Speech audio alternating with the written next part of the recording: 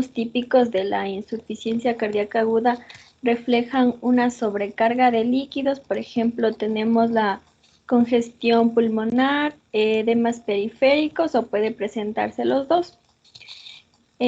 También el gasto cardíaco reducido con hipoperfusión periférica.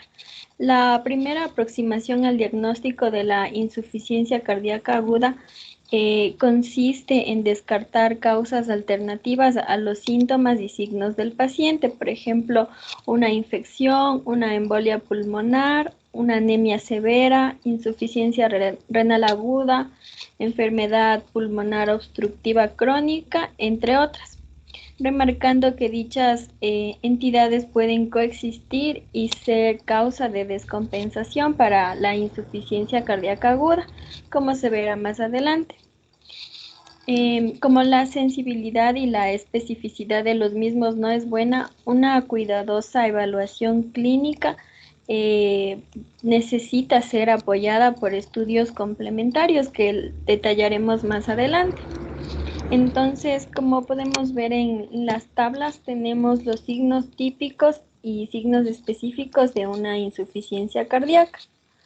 Tenemos los síntomas típicos que son la disnea, la ortopnea, la disnea paroxística nocturna, también una reducción de la tolerancia al ejercicio, la fatiga, el cansancio, el aumento del tiempo de recuperación después del ejercicio y en el edema en los miembros inferiores. En cuanto a los signos específicos, tenemos un reflujo hepatoyugular, un impulso apical desplazado lateralmente y el soplo cardíaco. De los síntomas menos específicos y signos menos típicos, tenemos una tos nocturna, las sibilancias, un aumento de peso, la sensación de hinchazón, una pérdida del apetito, entre otras. Pásale a la siguiente. Bueno, respecto a la clasificación, existen varias formas de abordar la clasificación de la insuficiencia cardíaca aguda. La primera es una clasificación según la entidad clínica. Esta es considerada la más clásica y está como que considerada que la ICA refleja una patología cardiovascular que es nueva o no presente, o tal vez por el contrario que se vincule a una descompensación de una patología cardiovascular crónica previa conocida o no en el paciente. Por lo que aquí podemos identificar tres entidades clínicas. La primera es una insuficiencia cardíaca de novo. Esta es considerada el debut de la insuficiencia cardíaca, que tiene una instalación rápida de signos y síntomas, donde hasta el 25% de los pacientes que tienen una insuficiencia cardíaca aguda no tienen una historia previa de insuficiencia cardíaca. La misma de esta puede ser un producto de una disfunción sistólica en el contexto tal vez de un infarto agudo de miocardio o de una disfunción diastólica. La segunda es la agudización de la insuficiencia cardíaca previa. En esta, la mayoría de los casos de insuficiencia cardíaca aguda, que se dan casi en el 75% aproximadamente, surge en sí como una consecuencia del empeoramiento de una insuficiencia cardíaca ya diagnosticada. Por lo que tanto aquí podríamos decir que puede haber una progresión rápida de signos y síntomas. Y también la insuficiencia cardíaca avanzada. Esta se presenta habitualmente tal vez como refractaria a un tratamiento con estado bajo de volumen sistólico. Esta se observa aproximadamente en el 5% de los pacientes que tienen una insuficiencia cardíaca aguda y puede variar desde un edema pulmonar y bajo gasto cardíaco hasta un shock cardiogénico. Pásale, por favor. Ya. Respecto a la clasificación según el perfil clínico. Aquí los pacientes pueden presentarse con un amplio espectro de trastornos que van desde el edema agudo de pulmón con o sin shock cardiogénico, lo que va a implicar en sí un alto riesgo vital, hasta una enfermedad que puede ser mucho menos grave como el empeoramiento del edema periférico. Asimismo, el tiempo de instalación puede variar notoriamente en los pacientes, ya que muchos pacientes pueden describir un periodo de deterioro de días, semanas previas, y otros pueden tal vez sufrir esta insuficiencia cardíaca en horas o minutos. Bueno, también es importante reconocer que muchos pacientes se van a presentar con presión arterial normal o alta y tal vez signos y síntomas de congestión pulmonar. En forma esquemática, aquí los perfiles clínicos de los pacientes que tienen insuficiencia cardíaca aguda va a ser una insuficiencia cardíaca descompensada, edema pulmonar, insuficiencia cardíaca hipertensiva, insuficiencia cardíaca derecha y un shock cardiogénico.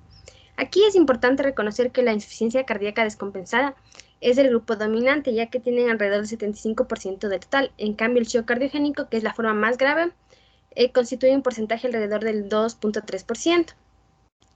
Bueno, la clasificación de la insuficiencia cardíaca aguda según el perfil clínico en sí va a constituir un aspecto que es muy importante, ya que esta va a estar ligada directamente con el pronóstico, por lo que la mortalidad global de la insuficiencia cardíaca varía significativamente según el perfil clínico del paciente, por lo que la mortalidad podría ser muy baja, como el 1.2% en la insuficiencia cardíaca hipertensiva, o puede llegar hasta el 22% en el shock cardiogénico. Pásale. Ya. También se puede dar una clasificación según el estado hemodinámico. Aquí esta clasificación clínica se basa en la clasificación de Forrester, que ha sido diseñada por 4 grupos de presentación. Esto es muy útil desde el punto de vista pronóstico, y en sí esta clasificación actualmente es muy práctica, ya que no requiere un intervencionismo por monitoreo, sino que se basa simplemente en el examen del paciente, que va a detectar la presencia o ausencia de síntomas y signos de congestión o la presencia o ausencia de signos de hiperperfusión periférica.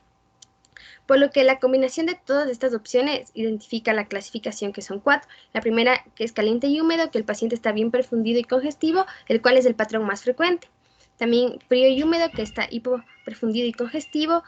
Frío y seco, que está hipoperfundido sin congestión. Y caliente y seco, que está compensado y bien perfundido sin congestión.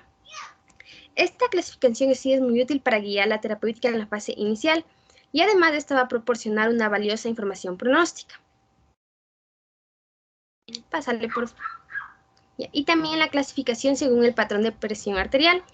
Esta es una manera muy sencilla de agrupar a los pacientes que tienen insuficiencia cardíaca aguda según la presión arterial al momento de que estos ingresan al hospital.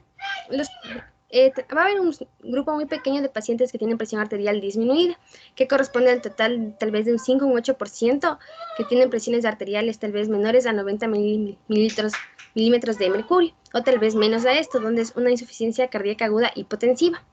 Y esto en sí va a ensombrecer el pronóstico, ya que si existen signos de hipoperfusión o bajo gasto como la oliguria.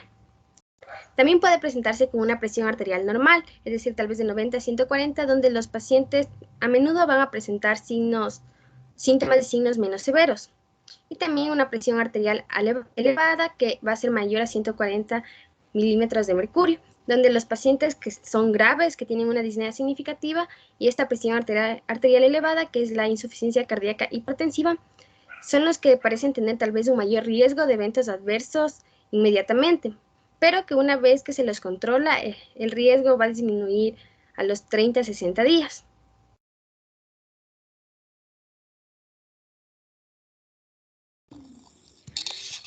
Ahora hablando sobre la etiología, no hay una única tipificación etiológica de la insuficiencia cardíaca aguda y existe una superposición entre las diferentes causas. Pueden coexistir patologías diferentes de origen cardiovascular y no cardiovascular que coparticipan en la etiología. La identificación de estas patologías debe ser parte de la valoración diagnóstica. Bueno, muchas de ellas van a requerir un manejo terapéutico específico. También, bueno, el 75% de las insuficiencias cardíacas agudas surgen de la descompensación de una cardiopatía crónica. En este grupo se simplifica la cardiopatía, ya que es conocida y solo se requiere identificar la causa de descompensación. En el otro 25%, en la insuficiencia cardíaca aguda, surge de nuevo. La cardiopatía no es conocida y el equipo asistencial debe hacer los esfuerzos necesarios para identificar utilizando todas las herramientas que estén a su alcance.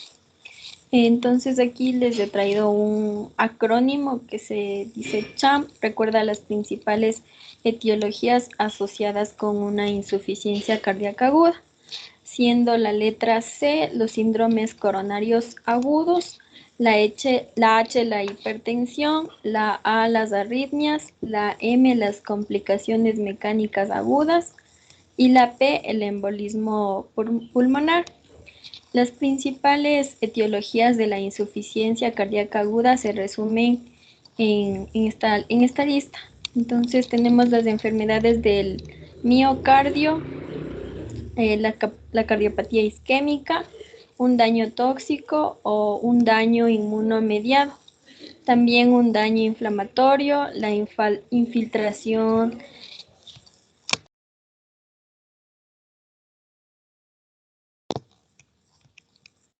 anomalías genéticas, también condiciones de carga anormales, la hipertensión, defectos valvulares, defectos miocárdicos estructurales, anomalías periféricas y endomiocárdicas, también un estado de alto gasto cardíaco, una sobrecarga de volumen. En cuanto a las arritmias, también las taquiarritmias y las bradiarritmias.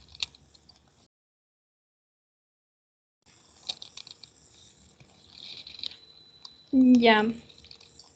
También tenemos la coronariopatía. Bueno, las principales etiologías de la insuficiencia cardíaca aguda tenemos como una regla general que va a haber una ausencia de cambios en el electrocardiograma. Y estos van a ser indicadores de la área de la isquemia, presentándose una elevación en el segmento ST, también un nuevo bloqueo completo de la rama izquierda, una elevación del segmento ST en ABR o en depresión del segmento ST en múltiples derivaciones precordiales. También la coronografía y una eventual revascularización van a estar indicadas después de la estabilización de la insuficiencia cardíaca aguda.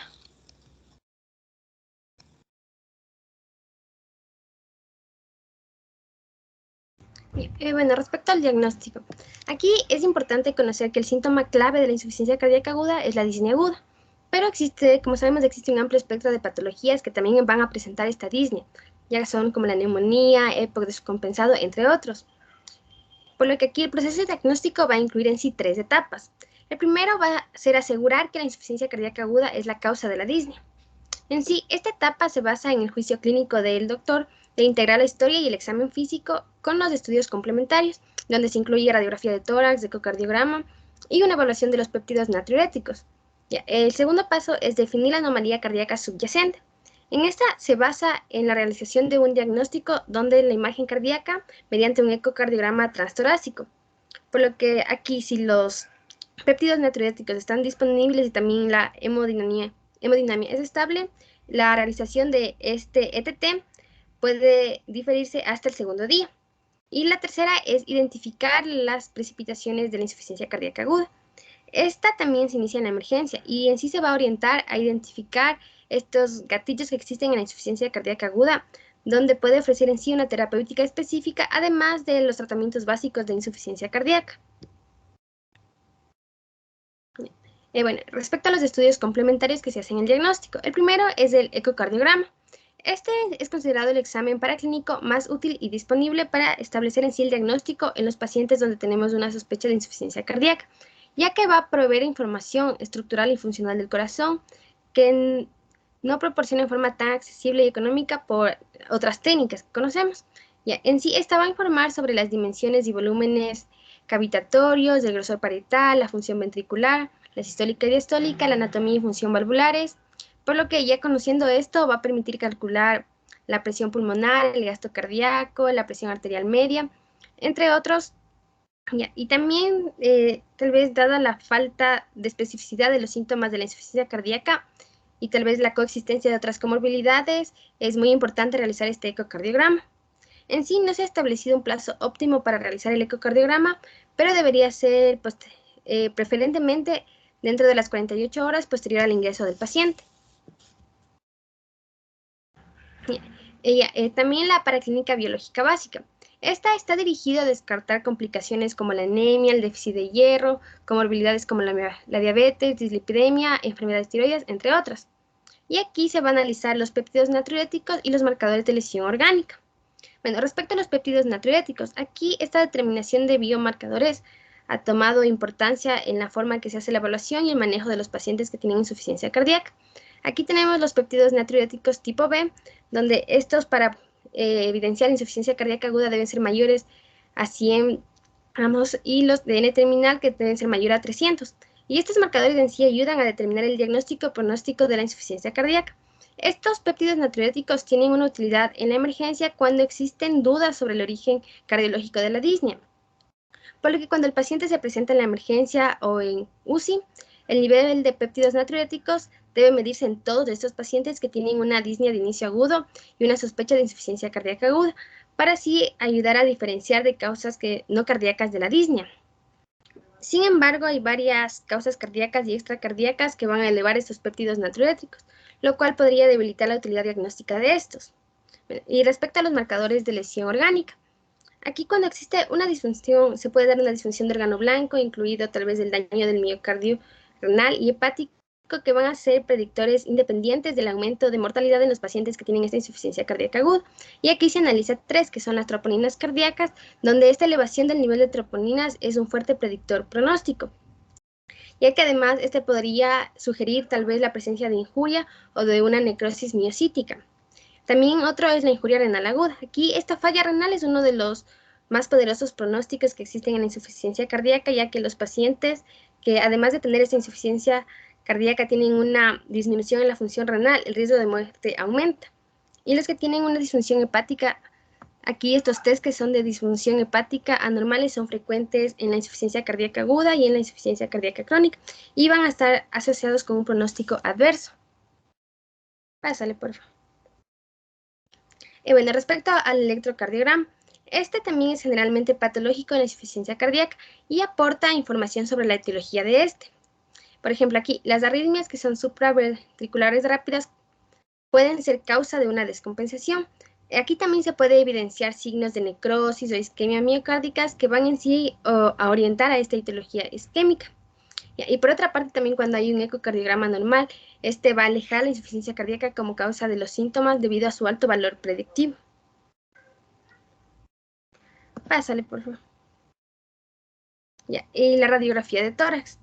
Este en sí es un auxiliar diagnóstico que es clásico y continúa siendo como uno de los pilares importantes en el diagnóstico, ya que va a aportar datos sobre el grado de hipertensión venocapilar pulmonar, presencia de cardiomegalia, hipertensión arterial pulmonar, una patología aórtica, y estos criterios diagnósticos son ampliamente conocidos.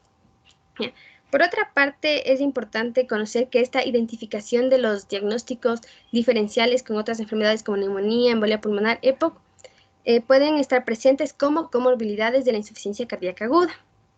Y debe recordarse que en alrededor del 15% de los pacientes hay una ausencia de signos de congestión, lo cual va a limitar el valor diagnóstico de este método como screening.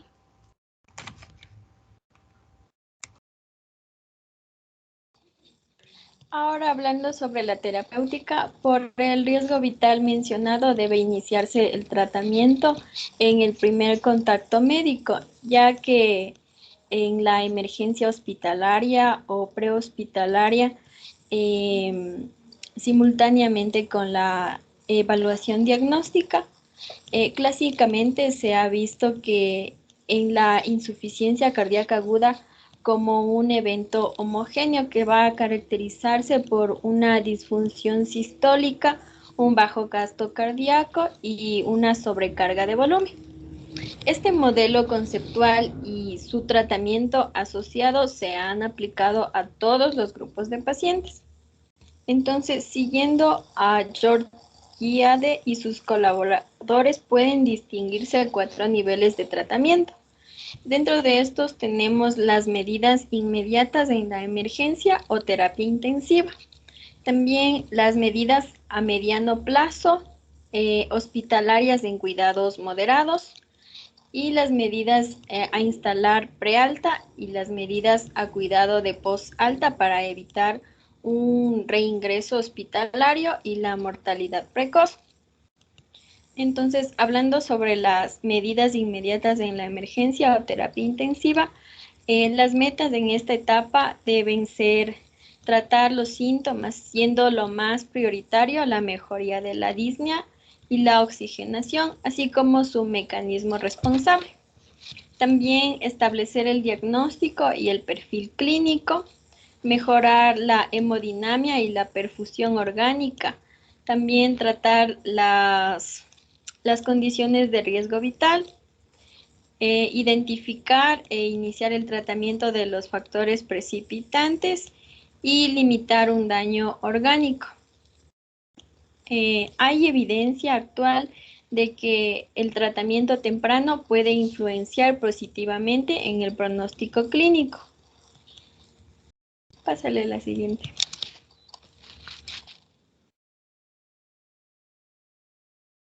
Ya, tenemos el ingreso a terapia intensiva o unidad de cuidados coronarios. Los pacientes con disnea persistente o significativa o una inestabilidad hemodinámica, o pueden presentar las dos, ya sea la disnea persistente o la inestabilidad hemodinámica, deben ser evaluados en un área con capacidad de reanimación inmediata, como por ejemplo la UCI o la unidad coronaria. Tenemos los criterios de ingreso a UCI, van a incluir la necesidad de la intubación, orotraqueal, también los signos o síntomas de una hipoperfusión, cuando también se vea el uso de los músculos accesorios de la respiración, una frecuencia cardíaca de 25 latidos por minuto, una frecuencia cardíaca de 40 o 130 circuitos por minuto, o una presión arterial sistólica de 90 milímetros mercurio. Los pacientes sin estos signos de severidad pueden ingresar a una sala común. Ya, en cuanto a la oxigenoterapia y soporte ventilatorio, no debe usarse oxígeno suplementario en pacientes no hipoxémicos, ya que va a causar una vasoconstricción y una reducción del gasto cardíaco. Así también tenemos la ventilación no invasiva, reduce el trabajo respiratorio y puede disminuir la tasa de intubación y tasa de mortalidad. También se recomienda generalmente el uso de la ventilación no invasiva en los pacientes con insuficiencia cardíaca aguda que tienen una frecuencia respiratoria mayor a 20 respiraciones por minuto, y también cuando se presente un edema pulmonar sin shock. La siguiente.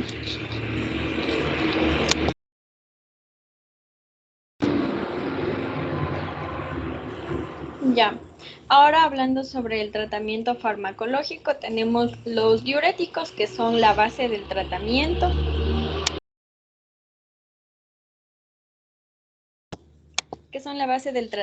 De la insuficiencia cardíaca aguda con una sobrecarga de volumen y congestión.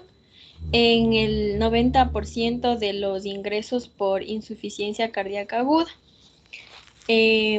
Tenemos que aumentan la excreción renal de la sal y agua y tienen cierto efecto vasodilatador. También esto no debe indicarse en pacientes con insuficiencia cardíaca aguda o hipoperfusión antes de lograr una perfusión adecuada. El abordaje inicial de la congestión van a incluir los diuréticos por vía intravenosa, sumado a esto la acción de los vasodilatadores para aliviar La disnea, si en este caso, si la presión arterial lo permite. Entonces, para potenciar la diuresis o superar la resistencia a los diuréticos, se va a describir un bloqueo dual de la nefrona con diuréticos de asa, por ejemplo, la furosemide y más diuréticos tiacídicos o dosis natriuréticas de antagonistas de la aldosterona.